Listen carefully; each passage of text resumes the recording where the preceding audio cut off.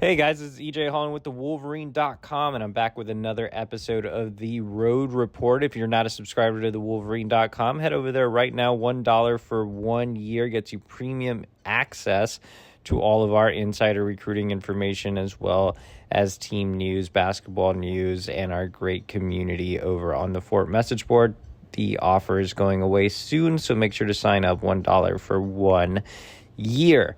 All right, let's go ahead and talk about my travels on the road. I made the drive out to Charlotte to see a bunch of guys over at Charlotte Providence Day, one of the premier programs in the state of North Carolina, home to a number of Michigan targets. Arguably the most notable is elite 2024 quarterback Jadyn Davis. So obviously Michigan missed out on the Dante Moore sweepstakes in 2023 with the local product heading over to Oregon. So they put all their eggs in the Jadyn Davis basket. Michigan has not offered any 2023 quarterbacks. They are not actively pursuing any other 2024 quarterbacks. So Jadyn Davis is the guy.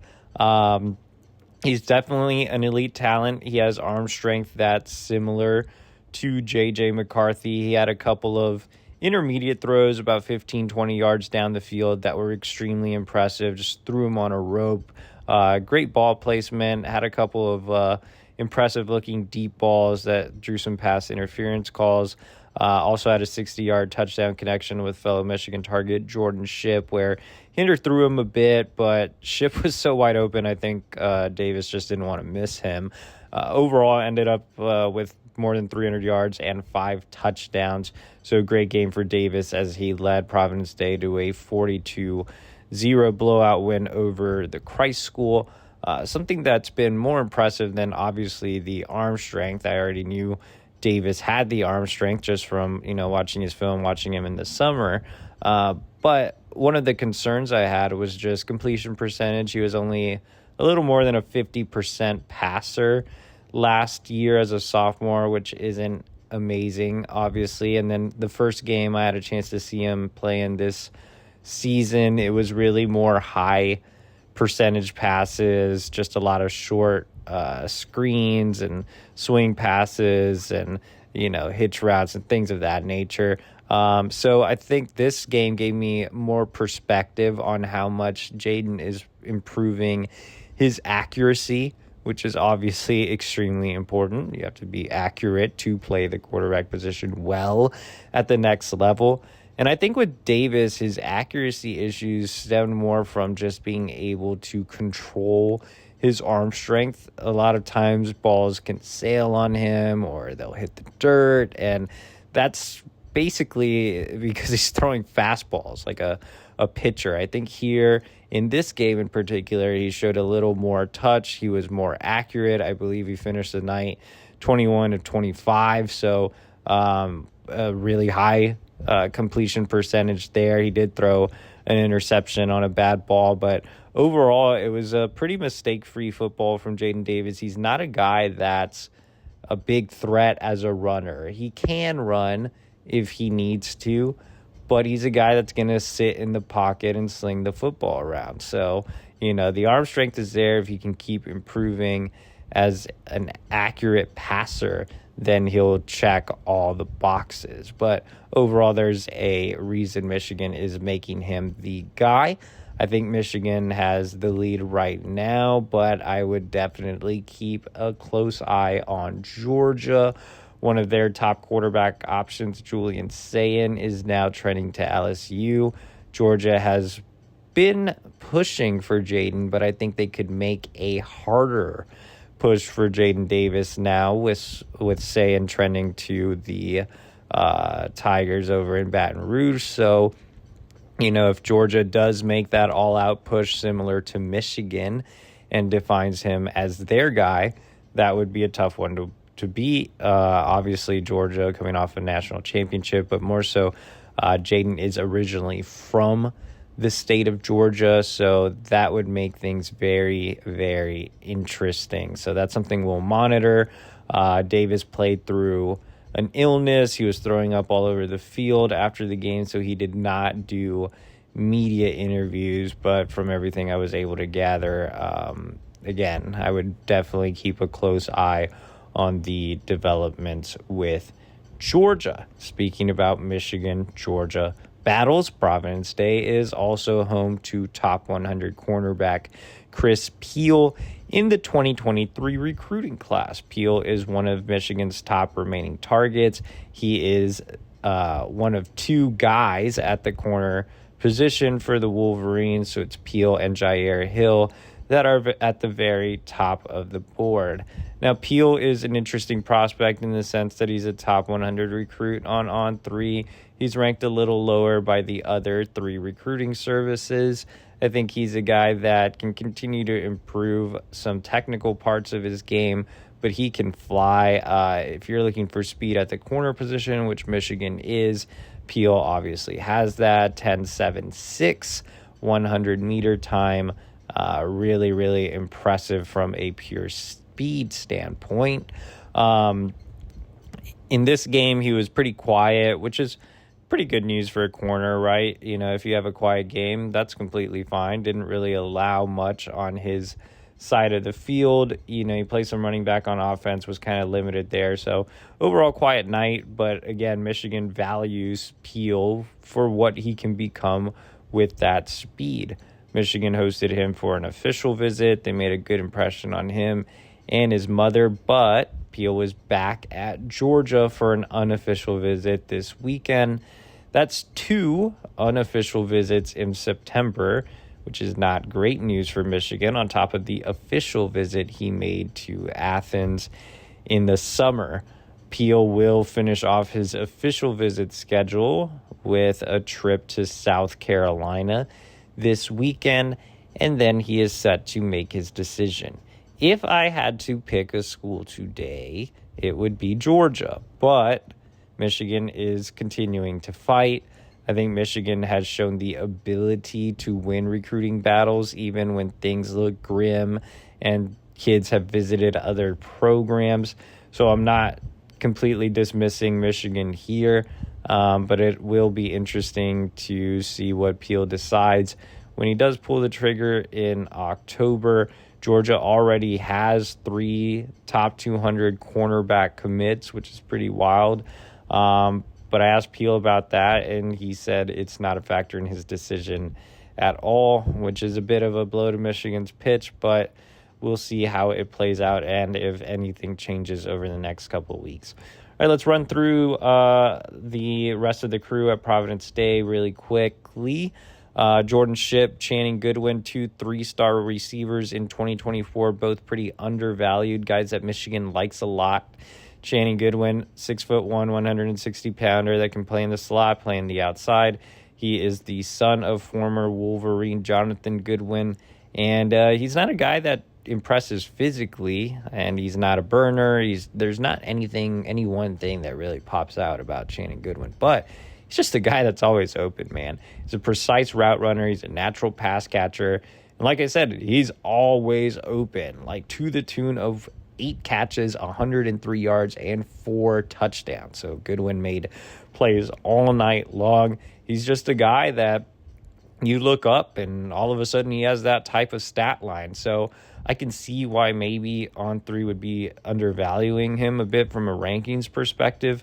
But I'm a big fan of Channing Goodwin. I think he's a guy that, you know, if he's always hoping, if he's always making plays, you obviously can't discount that. It's a little similar in that sense to last year's wide receiver signee Tyler Morris. He obviously has connections to the program, which is a plus as well. I think Michigan is in a very good spot for him early, has the lead, and just hosted him for an unofficial visit for the game against Hawaii. Jordan Shipp is a guy that I'm very, very excited about. 6'2", 185 pounds, so he's very, very well built. Kind of a bigger receiver, but very explosive as well. He's a guy that's versatile prospect that you can move around as well. You can put him in the slot, you can put him in the outside. I was a little disappointed that Providence Day didn't utilize him a little more as a guy that can play in the backfield or that can come come in and change games on end arounds or jet sweeps. He does return kicks. There is a lot to like about Ship's build and athleticism. I think that, again, he's one of the more undervalued guys in 2024 on Michigan's board. He visited in the summer and is looking to get back next month. The best recruit on Providence Day's roster may, in fact, be 2025 offensive lineman David Sanders. I know 2025 seems far away, but Sanders might be the top overall recruit in the country in 2025. He's 6'6", really athletic, just looks like a natural as a tackle.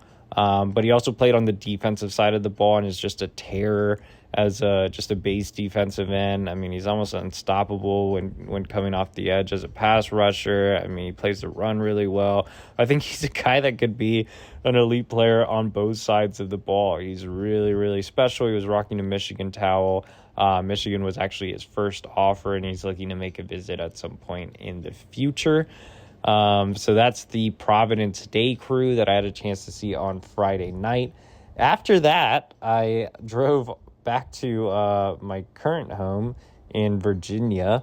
Got here at 3 a.m. And then got like 3 or 4 hours of sleep. Hopped in the car and drove up to New Jersey, where it is apparently illegal to pump your own gas, and had a chance to see Michigan defensive line commit Manuel Beagle in the 2024 class.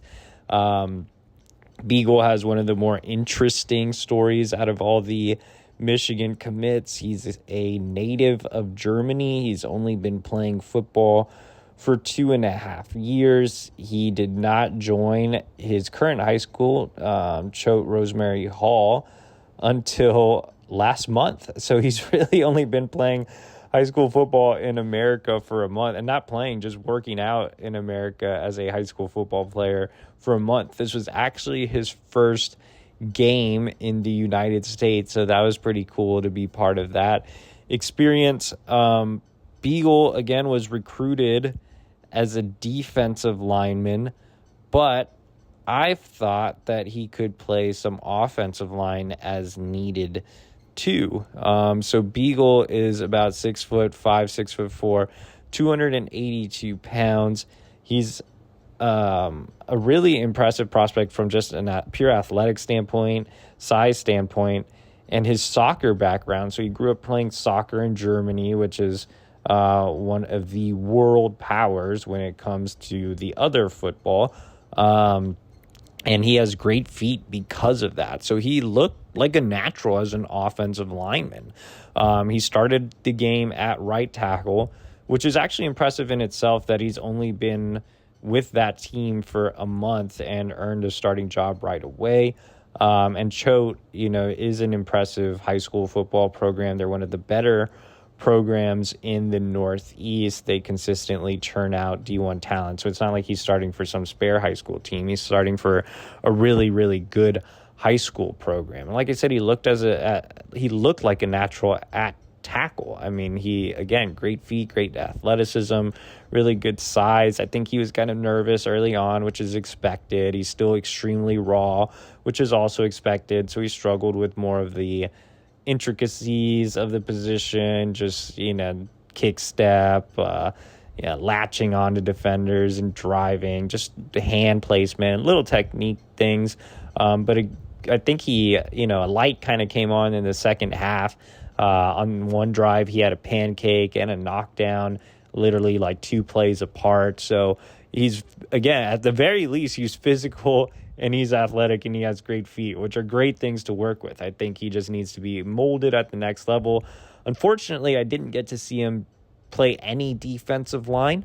I talked to Choate's head coach after the game, and he told me that they had a need for right tackle, so they went ahead and put Manuel in there. But the more he gets in shape, the more he gets comfortable with playing the game, they're going to let him play both sides of the ball this fall, and he's going to get some time along the defensive line as well. So interested to see some huddle clips when he actually gets some time along the defensive line. But right now, I think Beagle is so hard to evaluate just as a guy that, it's so different evaluating a guy that's basically brand new to football and is coming from overseas as opposed to your normal high school football recruit. So, I mean, I think my biggest takeaways were that this is a big athletic kid that can be turned into something. And obviously he caught the attention of Michigan defensive line coach Mike Elston, who offered him after Beagle camped in Ann Arbor over the summer and accepted his commitment just a few weeks later. So Beagle definitely one of the more intriguing prospects in both the 2023 and 2024 class, both from a Michigan commitment standpoint and just nationally. But that's my time, guys. I appreciate you all for joining for more in-depth thoughts on all these guys and more intel on all of these guys. Make sure to sign up for the Wolverine.com right now for $1 1 year.